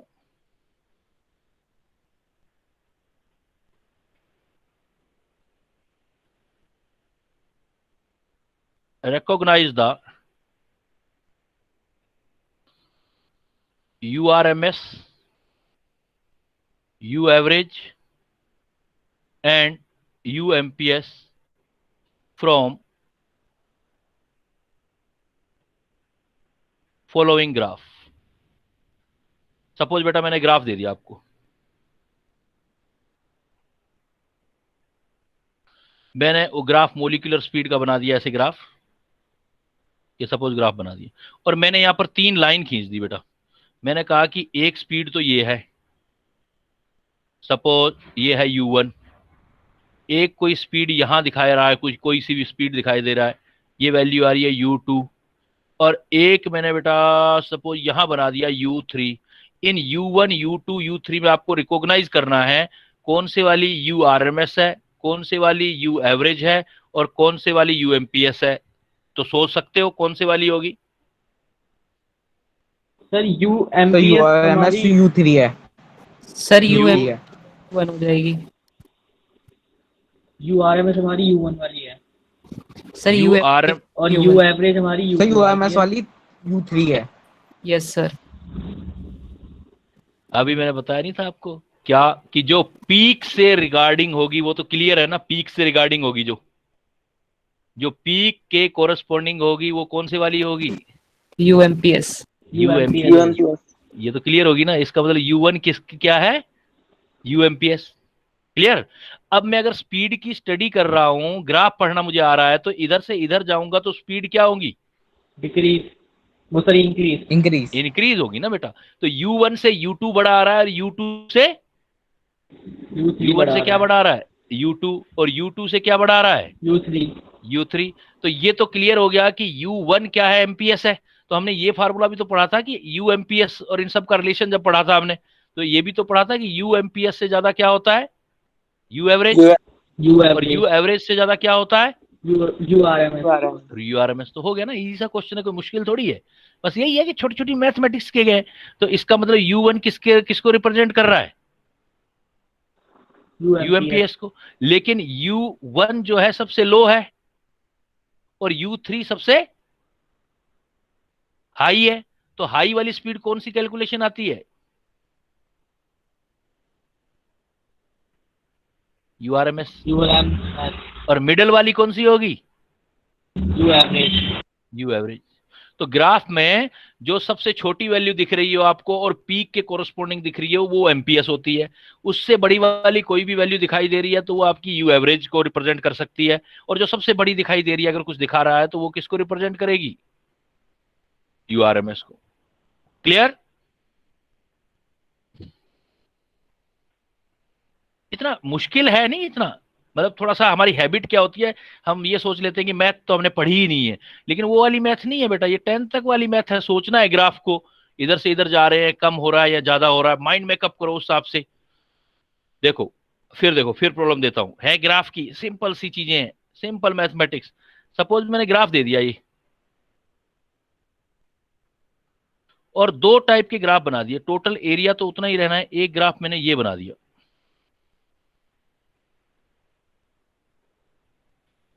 ये सपोज T1 टेम्परेचर पर मैंने ग्राफ बनाया। बनाया किसके बीच में? डेल्टा एन अपॉन एन और स्पीड के बीच में। फिर मैंने ये सपोज गैस के पार्टिकल का एक ग्राफ बताया। इसी पार्टिकल में बेटा मैंने एक ग्राफ इसको ऐसे बना दिया, बिकॉज शेडिड एरिया तो उतना ही होना है। अगर मैं इसको आगे खींच लूंगा तो हाइट कम हो जाएगी, बिकॉज पार्टिकल का नंबर जो है वो तो चेंज होना नहीं है। तो सपोज ये वाले ग्राफ आ गया, ये आ गया T2 का ग्राफ। मुझे ये बताना है कि कौन सा वाला ग्राफ लो टेम्परेचर वाला है और कौन सा ग्राफ हाई टेम्परेचर वाला है। तो देखो, हमें ये तो पता है ना कि जो पीक होती है किसको रिप्रेजेंट करती है बेटा? पीक UMPS को। UMPS को। तो इसकी पीक UMPS को रिप्रेजेंट कर रही है, ये UMPS है पहले वाले ग्राफ की। मतलब T1 टेम्परेचर पर है ये ब्लैक वाला। फिर देखो दूसरे वाले की UMPS, देखो रेड वाले की, वो यहां रिप्रेजेंट हो रही है T2 टेम्परेचर वाली। तो आपको पता है कि UMPS का फार्मूला क्या होता है बेटा? UMPS is equal to under root by M. 2RT by M. Gas तो सेम है ना, ये फॉर सेम गैस के लिए फार्मूला है। सपोज फॉर सेम गैस, अगर फॉर सेम गैस के लिए है तो देखो इसका मतलब UMPS डायरेक्टली प्रोपोर्शनल क्या आएगा? Under root T. तो जिसका UMPS ज्यादा होगा, जिसका UMPS ज्यादा होगा उसका टेम्परेचर भी क्या होगा? ज्यादा। समझ पा रहे हो नहीं समझ पा रहे बात? सिंपल सा फार्मूला है मैथमेटिक्स का। UMPS is equal to under root 2RT by M. UMPS के सामने आ रहा है T, टेम्परेचर बढ़ेगा तो UMPS भी बढ़ेगा। क्लियर? अब आप ग्राफ देखो, ग्राफ में कौन से वाली UMPS बड़ी है, लार्ज है? T2 वाली। T2 वाली। तो इसका मतलब UMPS जिसकी ज्यादा उसका टेम्परेचर भी ज्यादा। तो ये यूएमपीएस तो यहां से लेके यहीं तक आ रहा है, इसका यूएमपीएस यहां से लेके यहां आएगा, तो ये लो आ रहा है यूएमपीएस और ये यूएमपीएस हाई आ रहा है। तो सिंपल है, अगर जिसको पढ़ना आता है ना, इसको मैथ आ रही है, तो उसके लिए तो ये क्वेश्चन है ही नहीं, रत्ती भर के है, जीरो। उसके लिए तो क्वेश्चन ही नहीं है ये, उसको तो साफ साफ दिख रहा है ग्राफ से कि भाई यूएमपीएस टेम्परेचर पर डिपेंड कर रहा है, जिसका टेम्परेचर ज्यादा होगा उसका यूएमपीएस भी ज्यादा, या जिसकी यूएमपीएस ग्राफ में ज्यादा दिख रही है उसका टेम्परेचर भी ज्यादा। तो यहां पर मैं क्या लिख सकता हूं, सो T1 बड़ा या बेटा T2 बड़ा? T2 बड़ा। T1 से T2 बड़ा हो जाएगा। बट इसी गैस को, ग्राफ को मैं सेम टेम्परेचर पर डिफरेंट गैस के लिए लिख देता हूं। ये तो फॉर सेम गैस के लिए लिखा मैंने। अब मैं कह रहा हूं, क्वेश्चन ऐसे डाल दूं,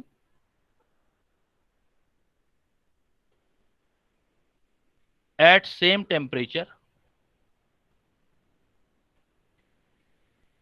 फॉर डिफरेंट गैस। अगर गैस डिफरेंट है तो उनके मोलर मास डिफरेंट होंगे। ग्राफ वैसा ही बना दिया, dN/N, और इधर ले लिया बेटा स्पीड। एक ग्राफ ऐसे ले लिया, ये सपोज m1 मोलर मास पे ग्राफ बनाया मैंने, और एक ग्राफ मैंने ऐसे ले लिया,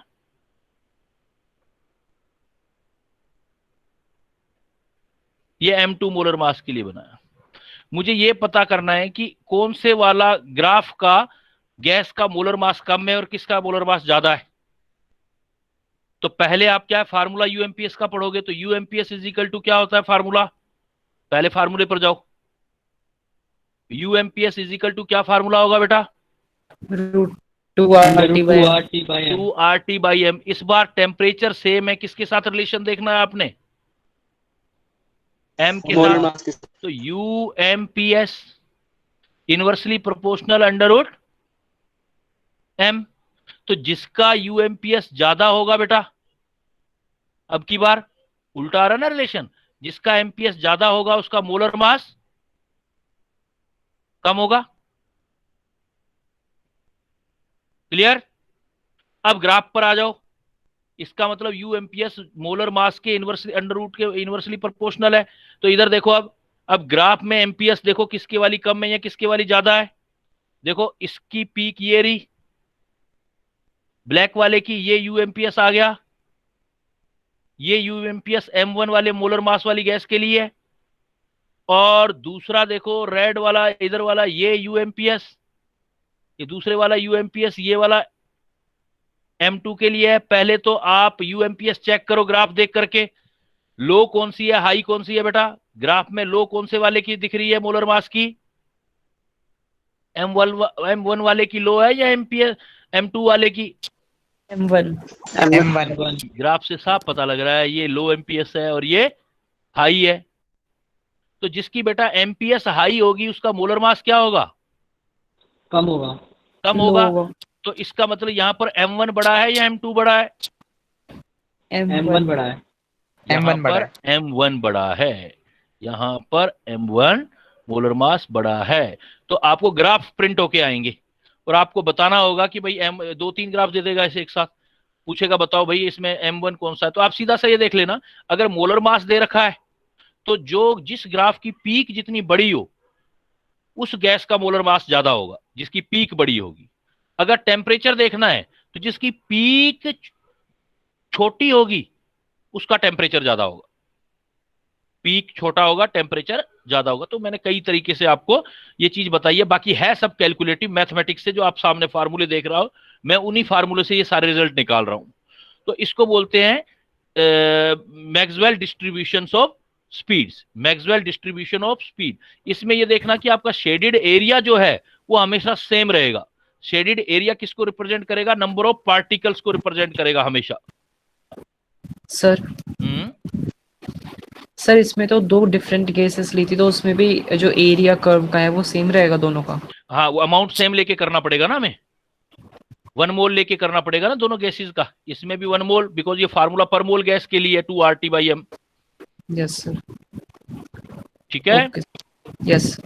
तो ये बेटा आपका आज है, आज गैसियस की different type of speed study की है हमने। तो that's all about today class. See you very soon for next, इसका जो सेकंड सर, पार्ट होगा। हाँ बोलो। सर टेस्ट में तक आएगा ग्राम्स लॉ तक। हाँ ग्राम्स लॉ, आज वाला नहीं बेटा, स्पीड्स नहीं, डिफरेंट टाइप ऑफ स्पीड पढ़ी है केटीजी वाली, वो नहीं, जो लॉज पढ़े हैं लॉज तक आएगा बेटा। सर हाँ सर जो शुरू में हमने इक्वेशन करी थी काइनेटिक इक्वेशन ऑफ गैस, उसमें हम स्मॉल एन की जगह कैपिटल एन भी तो यूज कर सकते थे। वो कर सकते थे बेटा, वो रिप्रेजेंटेशन का तरीका है, कैसे भी कर सकते हैं, जो जैसा उन्होंने रिप्रेजेंट किया लोगों ने, साइंटिस्ट लोगों ने, वैसे ही हमें पढ़ना पड़ता है। वो तो जो चीज स्मॉल एन से नहीं, वो एक्चुअली क्या है कि वो फिजिक्स में भी पढ़ोगे ना आप, एक्चुअली वो केटीजी फिजिक्स का टॉपिक आएगा, तो वहां जो है ना वो छोटे एन को नंबर ऑफ पार्टिकल लेके सोल्व करते हैं उसको। Okay sir. ठीक है बेटा। यस ओके बेटा, नाउ आई एम मूविंग